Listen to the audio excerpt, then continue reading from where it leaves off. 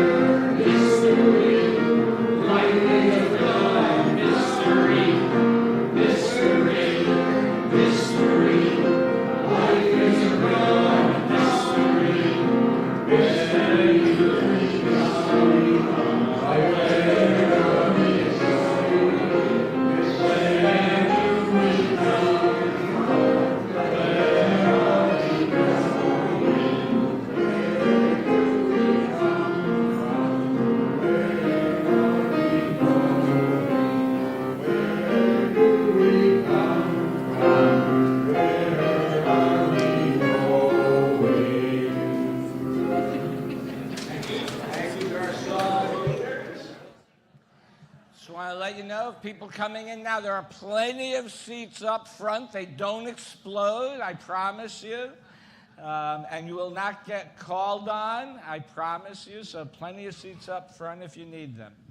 I am Reverend J. Wolin, the settled minister here at the Unitarian Universalists of Sarasota. We especially want to welcome our visitors, both those in person as well as those who are online streaming our service. And we encourage you to find out more about Unitarian Universalism by registering either in our virtual guest book. Oh, I like what you said. I'm like Vanna White. Our virtual guest book, which you can find via a link on the homepage at our website at uusrq.org. Or if you are in person, right outside the sanctuary, there is a welcome desk. And we encourage you to sign up. And if you do, you will get our weekly newsletter as well as some emails with Zoom links to programs. So, and then, of course, afterwards, we invite you for coffee, cookies, and conversations. I love the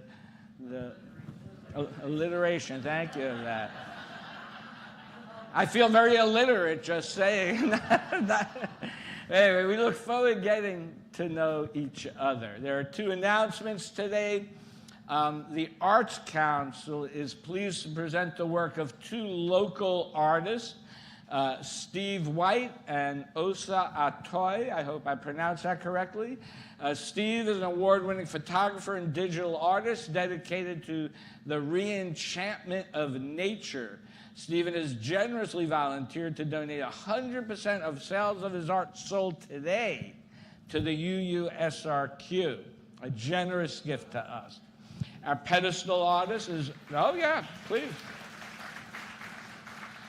Our pedestal artist is Osa Atoy, a ceramicist. Is that a ceramicist? I think that's right. Working here in Sarasota, she employs African pottery techniques such as coil building and the use of foraged materials within a contemporary studio setting. So please join them after the service in the Lexal Gallery, which is the building right across from here. And you get to meet the artists themselves. I want to tell you that it is, I get to live with this week in and week out. It really is beautiful artwork in the show, so I do encourage you. One other one I was given at the deadline as I walked to the pulpit here. Our forum today was about schools, And I encourage you to take a picture of this. They are asking you to submit comments to the Board of Education. It has to be done today, prior to their meeting on Tuesday, September 24th. Find the row labeled Schools of Hope in the final column and click to submit your comment.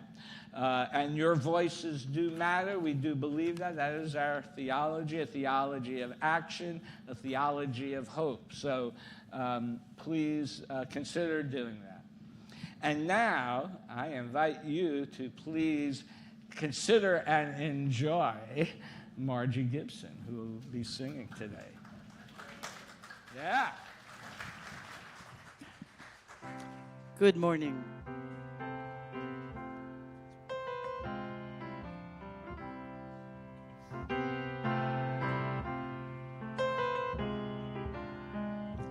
Who knows what tomorrow brings? In a world few hearts survive.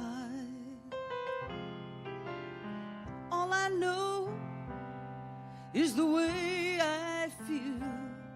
When it's real, you gotta keep it alive. The road is long. There are mountains in our way, but we climb a step every day. Love lifts us up where we belong, where the eagles cry on a mountain high. Love lifts us up where we belong, far from the world we know, up where the clear winds blow.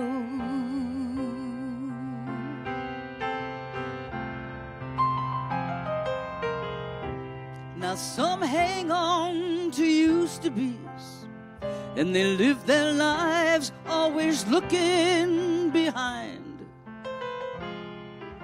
But all we have is here and now. All our lives we're out there to find.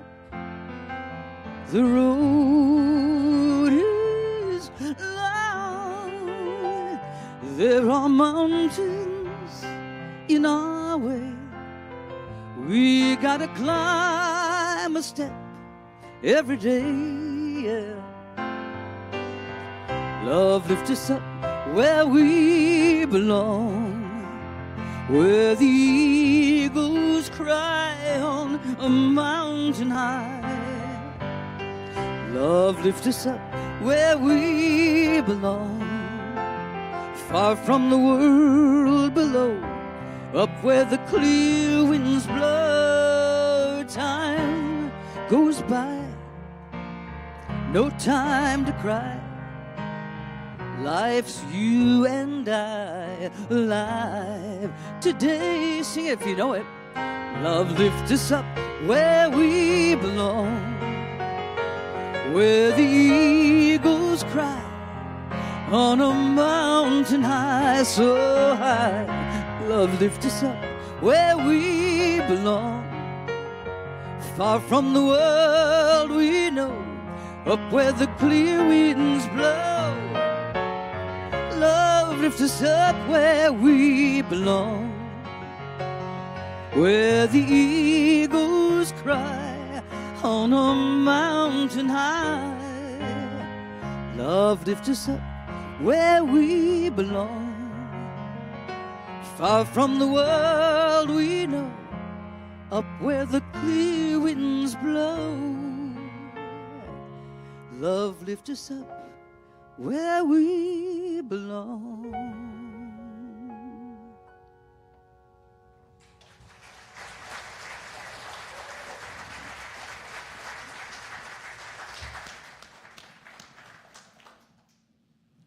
Our opening reading today is from Albert Einstein from his book Religion and Science.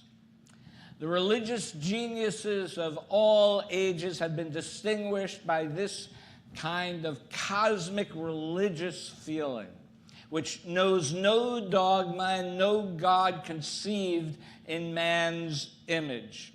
Hence, it is precisely among the heretics of every age that we find people who were filled with the highest kind of religious feeling. How can cosmic religious feeling be communicated from one person to another if it can give rise to no definite notion of a God and no theology? In my view, it is the most important function of art and science to awaken this feeling and keep it alive in those who are receptive to it. So please join me now as we light our chalice in affirming the statement of inspirations, which is printed in your order of service and will be on the screen above me. The direct experiences of transcending mystery and wonder are primary sources of Unitarian Universalist inspiration. These experiences open our hearts, renew our spirits, and transform our lives. We draw on and are inspired by sacred, secular, and scientific understandings that help us make meaning and live into our values. So I am not Catherine Bonner. I am not. She, unfortunately, is homesick today with COVID. So if you have been in her close proximity in the last day or two, I encourage you maybe to get tested. So I pulled out a book, like life, and this is going to be a little part of our sermon today, is you have to adapt. You have to be adaptable and change. So I went into my file of books that I had, and I found a book that actually connected to the service today. And it is called You Are Stardust by Ellen Kelsey. You are stardust. Every tiny atom in your body comes from a star that exploded long before you were born. You started life as a single cell. So did other creatures on this planet. So you got a whale, and go to the bottom there, a bird, I guess, signifying flying, and a human being in the middle also, sort of maybe swimming. I don't know. Okay, so like fish deep in the ocean, you called salt water home. You swam inside the salty sea of your mother's womb. Salt still flows through your veins, your sweat, and your tears. The sea within you is as salty as the ocean. Although I am going to say this, I would not sit on the back of whatever that fish is. I would not say, I have a kid sit on the back. I would not do that. But those show an octopus, which I just read, are extremely intelligent. I will never eat calamari again. And you have Nemo in the top right-hand corner, if you can, or throughout, actually, if you can see that. So, we're all part of the ocean. The water swirling in your glass once filled the puddles where dinosaurs drank. From ocean to sky to land and back again, the same water has been quenching thirsts for millions of years. Although I do want to point out, humans and dinosaurs did not exist at the same time as this picture is showing. It's a metaphor, okay? You learn to speak the same way baby birds learn to speak, by chatting with your parents. Okay, this is for all, everybody can do this together. Mama, let me hear you say it, mama. And tweet, tweet, tweet, tweet, tweet, tweet. Okay. Be still. Listen. Right? We have a time of silence in our service as well. Like you, the earth breathes. Your breath is alive with the promise of flowers. Each time you blow a kiss to the world. I do that over FaceTime with my granddaughter, actually. Each time you blow a kiss to the world, you spread pollen that might grow to be a new plant. However, I am going to say, do not hang out with bears. They are not friendly. Well, not that they're not friendly. They are dangerous creatures. I'll just say that. They're not Yogi the bear. Okay. Inside your brain, I love this, is electricity stronger than lightning, powers your every thought. Your sneeze with the force of a tornado, and if you've ever heard me sneeze, yes, you've heard that. Wind rockets from your nose quicker than a cheetah sprints. I would say a lot more comes out of my nose than that when I sneeze. Okay. You grow at night when your bones are resting, just like the sheep you count to help you sleep. You may sprout even taller in the spring and summer, just like the plants in your garden. Your hair falls like autumn leaves. You tend to shed the most hair in early autumn and save your thickest growth for the heart of winter. Well, I would say most of that hair has left. This, on the other hand, I don't know, winter has not been kind to it either. Your body constantly changes. New cells line your stomach every 3 days. You replace your skin 100 times by the time you turn 10. And just as forests grow new trees in place of old ones, you grow entirely new skeletons throughout your life. If you were a planet, you would be a lot like Earth. Rainforests on land and algae in the oceans are the Earth's lungs. From head to toe, inside now, billions of teeny microorganisms live on planet U. So, yes, I'll think of algae in a whole new way now.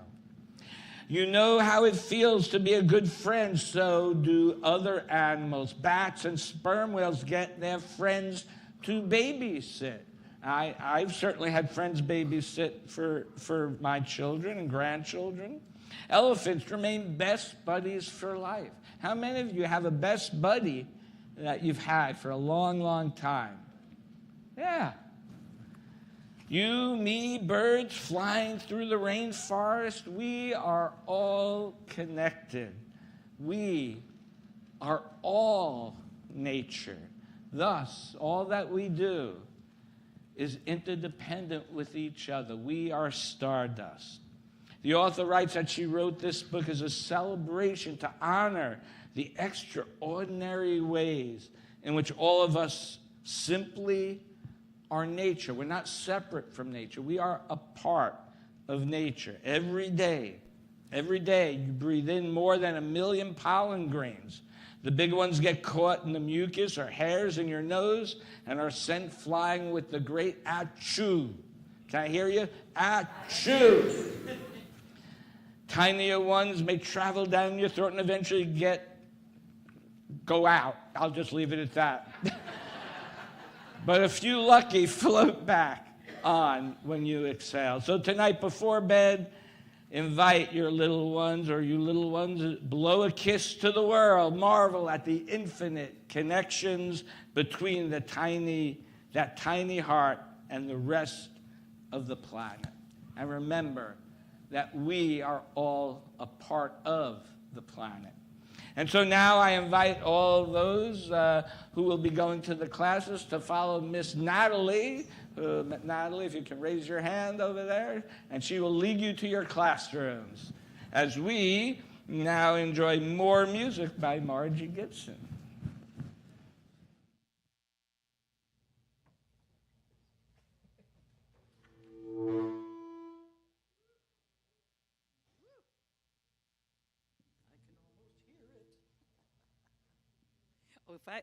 Hello?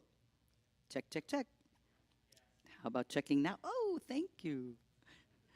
Reverend Jay, if I was your granddaughter, I'd be like, now I have to go to sleep? That was a very good version. Oh, no.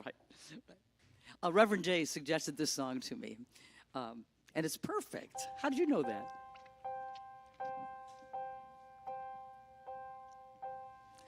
I can almost see it, that dream I'm dreaming, but there's a voice inside my head saying, you'll never reach it.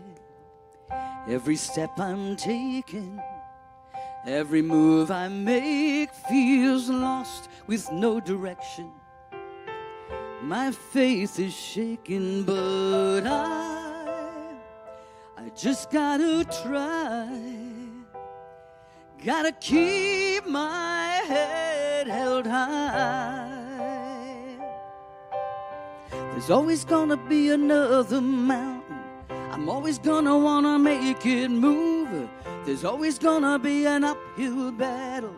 Sometimes we're gonna have to lose. And it ain't about how fast we get there. It ain't about what's waiting on the other side.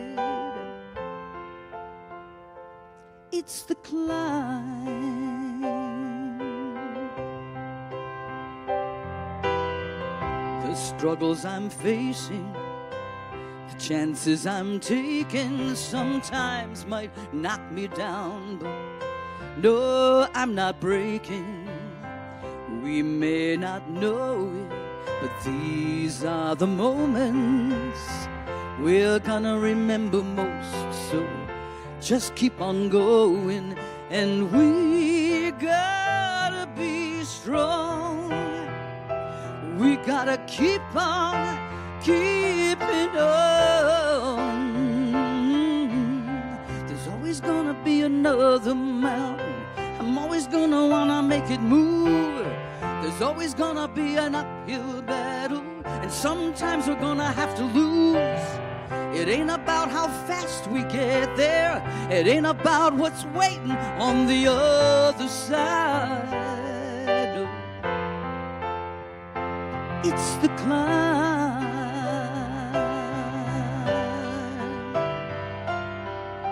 There's always gonna be another mountain. I'm always gonna wanna make it move.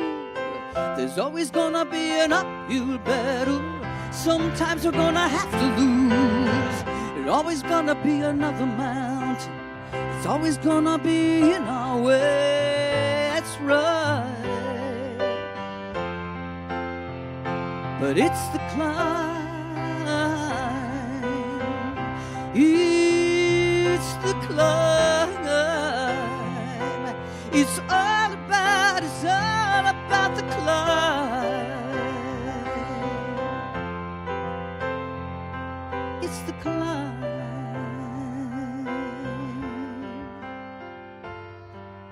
It's the climb. Thanks, Brother Jay.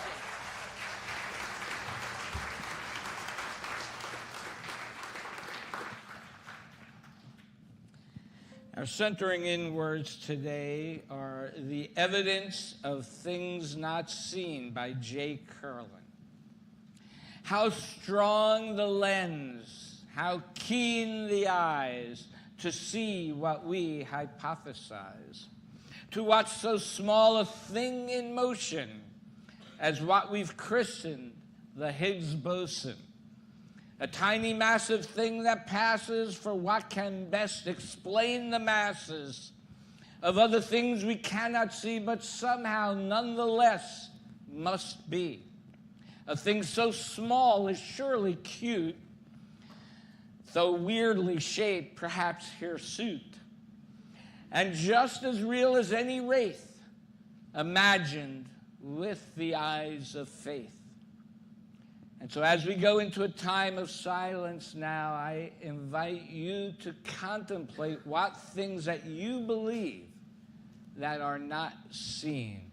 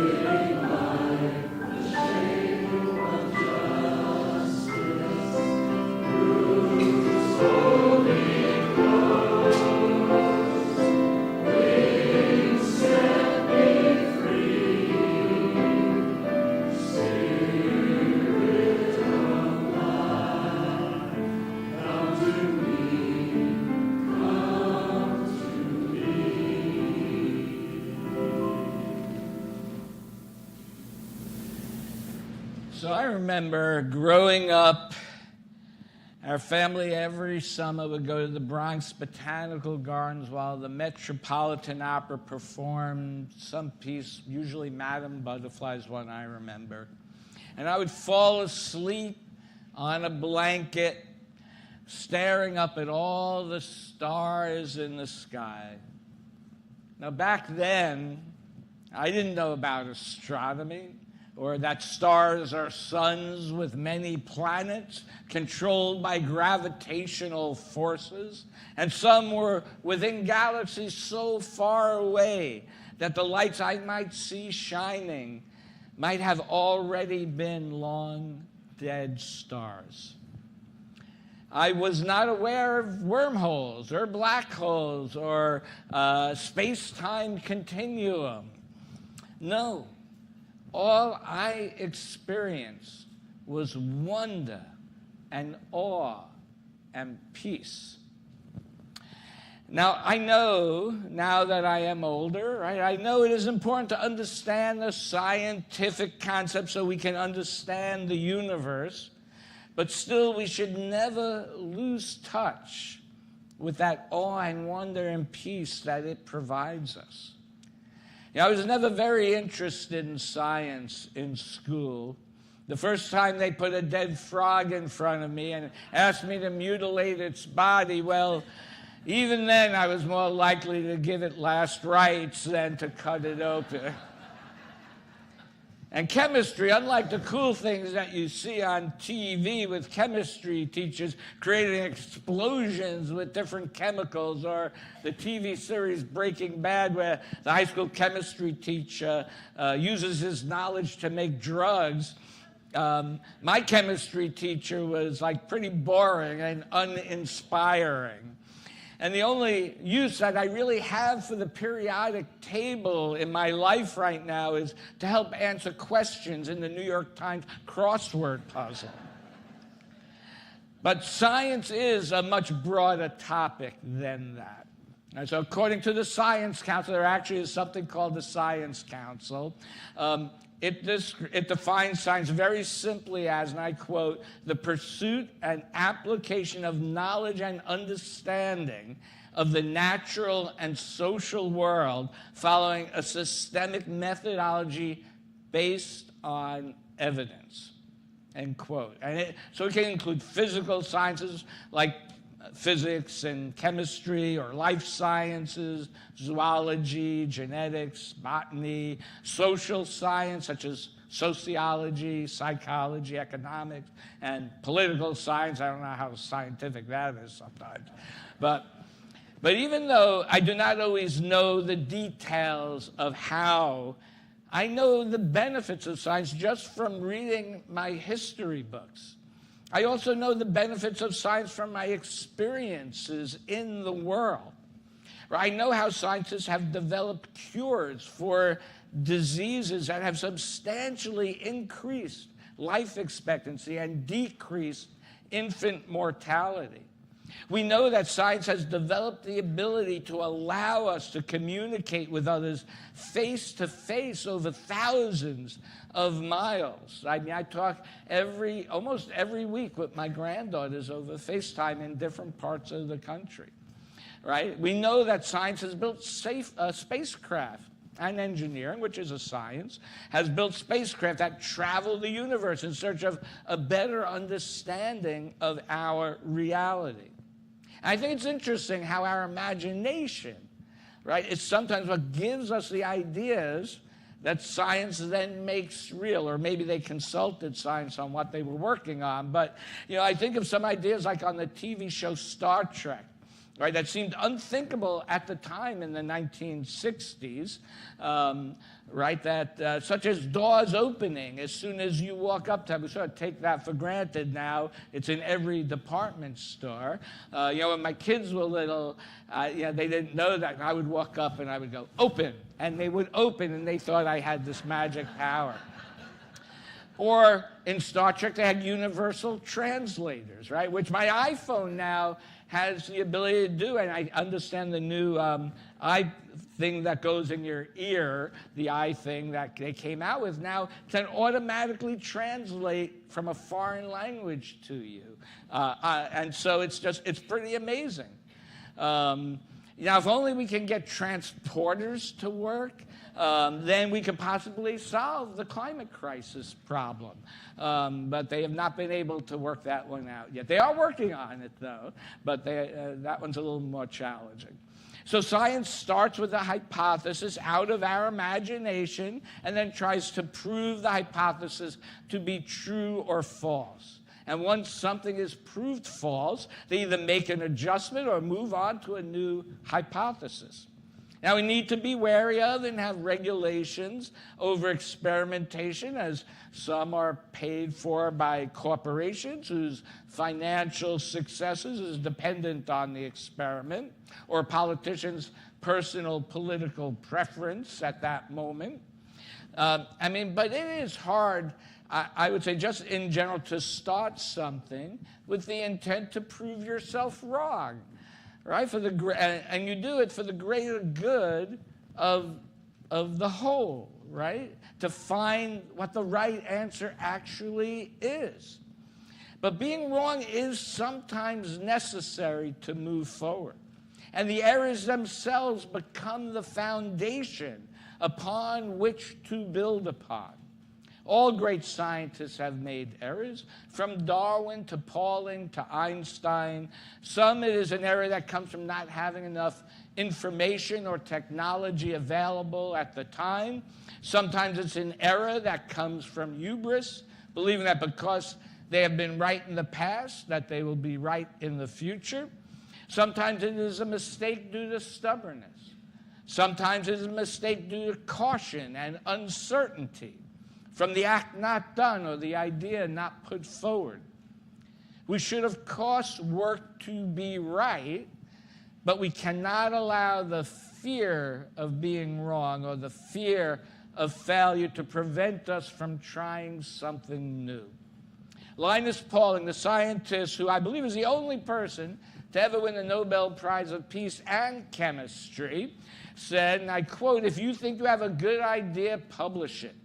Don't be afraid to make a mistake. Mistakes do not harm in science. There are a lot of smart people out there who will immediately find a mistake and correct it.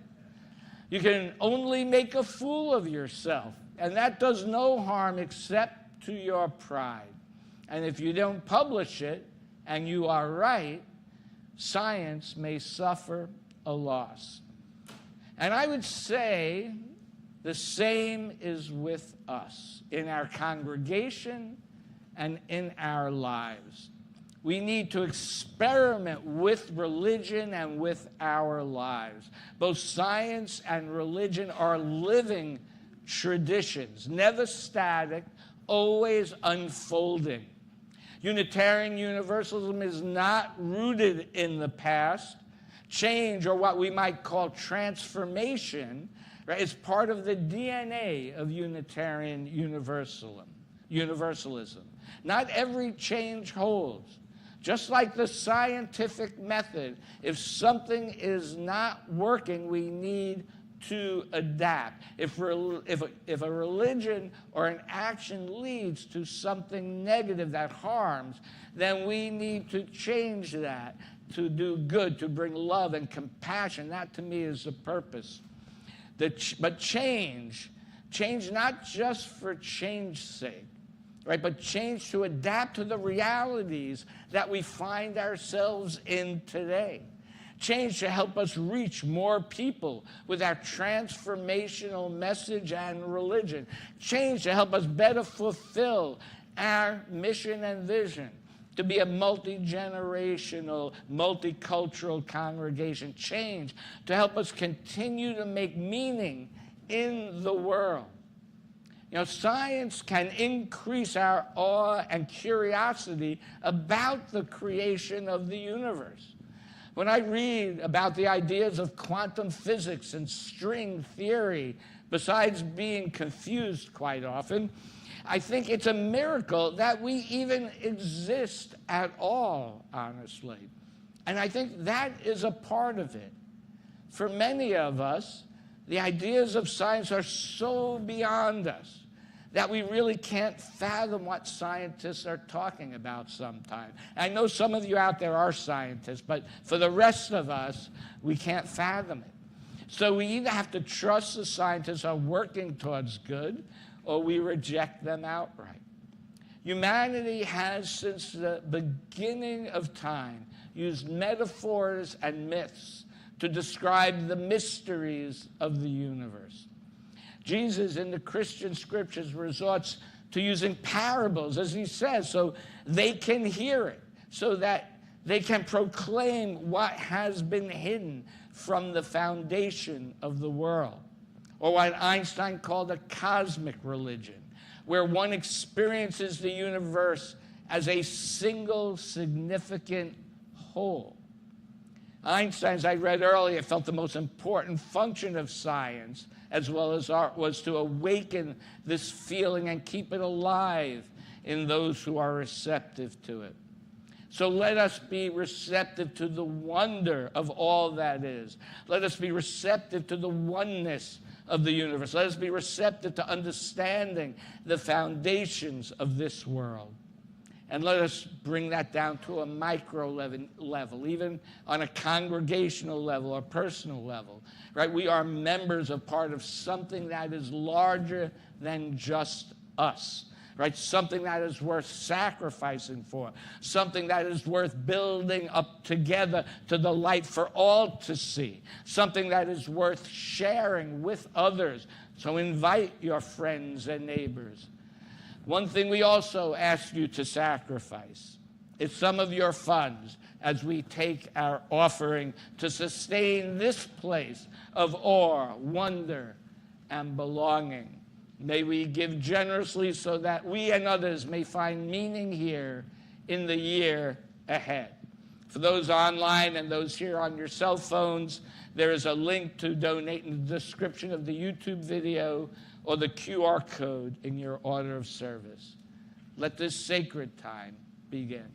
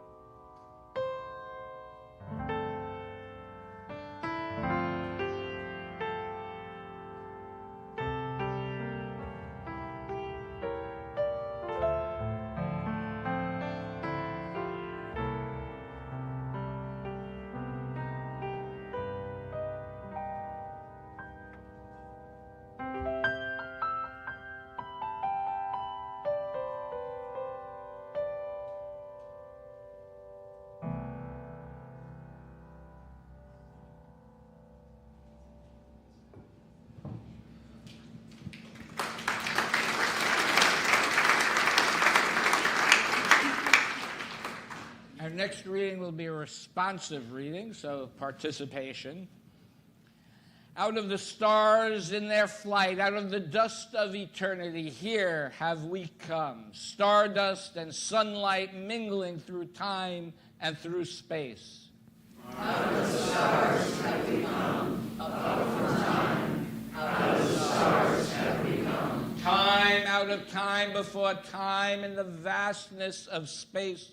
Earth spun to orbit the sun. Earth with the thunder of mountains newborn, the boiling of the seas. Earth warmed by sun, lit by sunlight. This is our home. Out of the stars have we come. Mystery hidden in mystery back through all time. Mystery rising from rocks in the storm and the sea. Out of the stars, rising from rocks and the sea, kindled by sunlight on earth, arose life. Ponder this thing in your heart. Ponder with awe. Out of the sea to the land, out of the shallows came ferns. Out of the sea to the land, up from darkness to light, rising to walk and to fly. Out of the sea trembled life. Ponder this thing in your heart. Life up from the sea, eyes to behold, throats to sing, mates to love.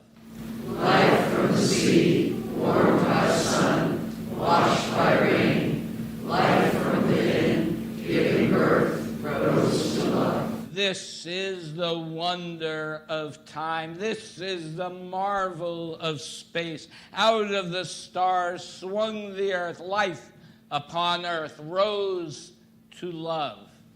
This is the marvel of life, rising to see and to know. Out of your heart, cry wonder, sing that we live. And one of the other marvels of life is getting to hear Margie Gibson sing again. Sing that we live.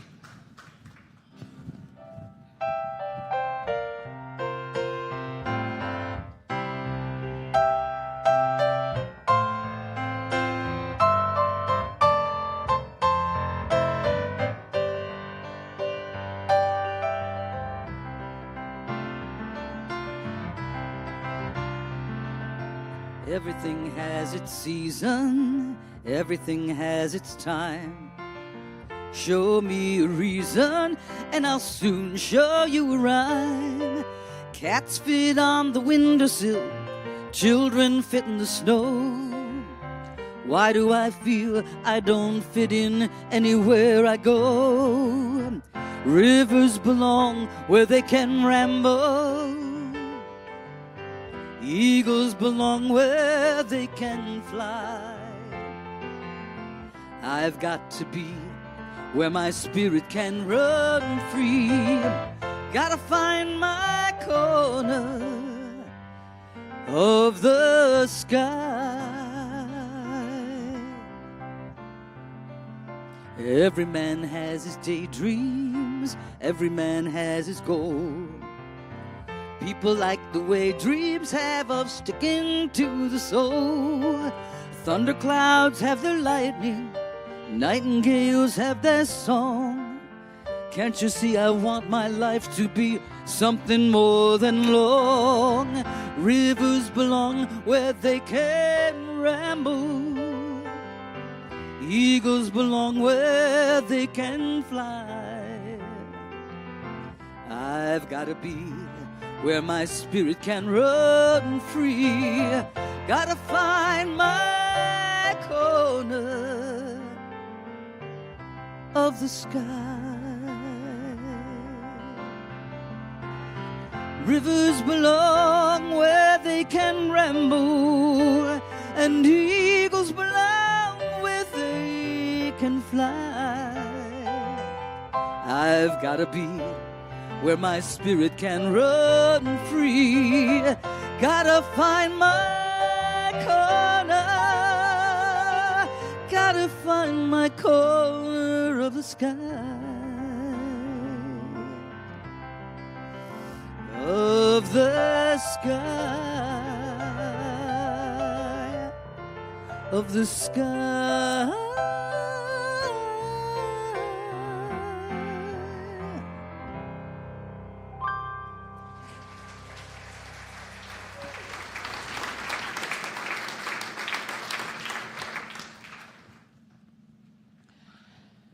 So I'm just going to say our country is in a very strange place today. Our government is actually actively rejecting the advice of science. Large parts of our population now are losing trust in our government to make decisions, to the point where we are now, certain states are forming their own health alliances.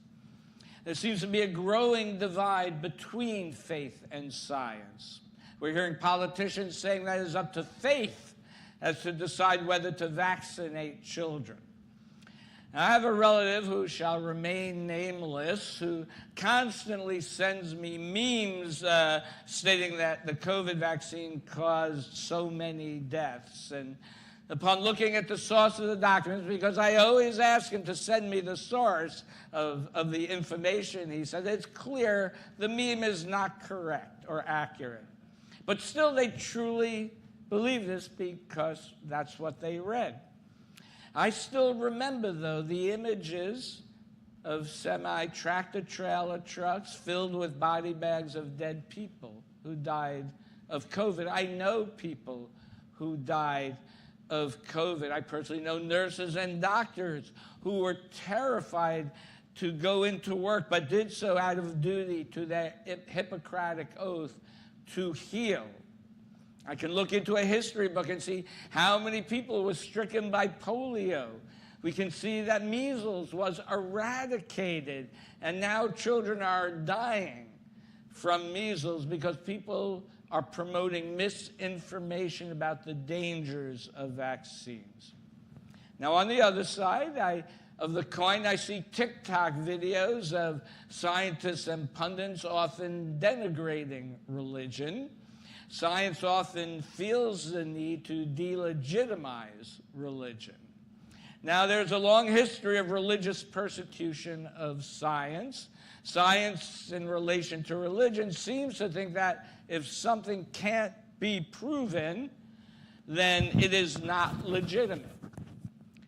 I find that to be a falsehood, though, sort of like the poem that I read earlier. I can tell you what is legitimate that cannot be proven. The calmness I feel when I am out in nature, even just looking out here at the trees and our garden here. I tell you what else is legitimate that can't be proven. The love I feel for my family, even when they are not living with me or even if they are no longer alive. I can tell you what else is legitimate that can't be proven is the bond I feel with our religion, a religion that transformed me from a mild-mannered accountant into whatever it is I am today. A religion that does not rest on ancient ruins, but uses them to learn about and how to live in the world with the knowledge we have now, with the lived experiences that we have now, not 2,000 years ago, and how to live in the world with the imagination of what knowledge we yet may have in the future. I can tell you what is legitimate, the way this congregation has the ability to come together in good times and bad, to use knowledge of past successes and failures, and to learn how to be together, to build our beloved community. It is a false argument, religion or science. I argue for religion and science. I am here to tell you we have nothing to fear from science. As we read earlier, we are inspired by the sacred, secular, and scientific understandings that help us make meaning and live into our values. Science is knowledge. Religion is making meaning with that knowledge. Science can prescribe a treatment for an illness, but when someone holds your hand and says you are not alone, that's faith expressed through compassion. The two belong together. In quiet silence, in climate science. Data tells us carbon levels and sea levels are rising. That's a fact, right? Religion gives us the moral language to say that protecting the earth is not only practical, but sacred. And religion gives us the moral courage to act on those facts. Like our green team did just yesterday. We had an event to thank all those who are working on environmental issues in the Sarasota area. And I just want to give thanks if they're here. Mary Lou Keller, I know Mary Ann Bowie, and many others. If you're here, raise your hand. Let's give them a round of applause.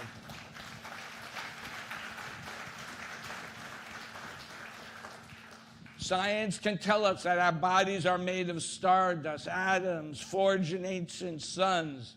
But religion teaches us that therefore we are kin to and interdependent to all creation. The challenges of our age demand integration. We need climate scientists and prophets. We need engineers who can build bridges and spiritual leaders who remind us why bridges matter. We need data and values. Science without religion can become cold, detached, blind to meaning. But religion without science can become a narrow, dogmatic, and blind to reality.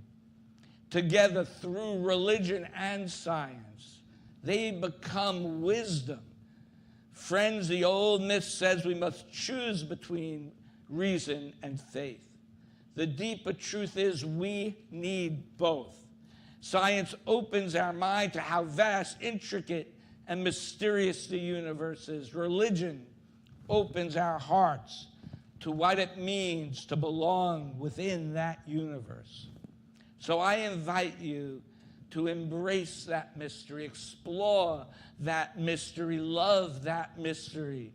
And when we look up at the stars, science tells us that we are made of stardust. Religion tells us that we are children of the light. Both are true, both are necessary, both belong to us.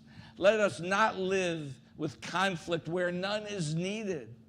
Right? Let us live at the intersection where wonder meets wisdom, where facts meets faith, where knowledge meets meaning. Let us not shy away from learning about ourselves, from learning about each other, from learning new things. Ours is a religion that changes, that uses our free mind, as William Ellery Channing said, to recognize our own reality and greatness. Let us live up to that admonition. Let us recognize our greatness. May it be so. Please rise in body and/or spirit for our closing hymn, Blue Boat Home.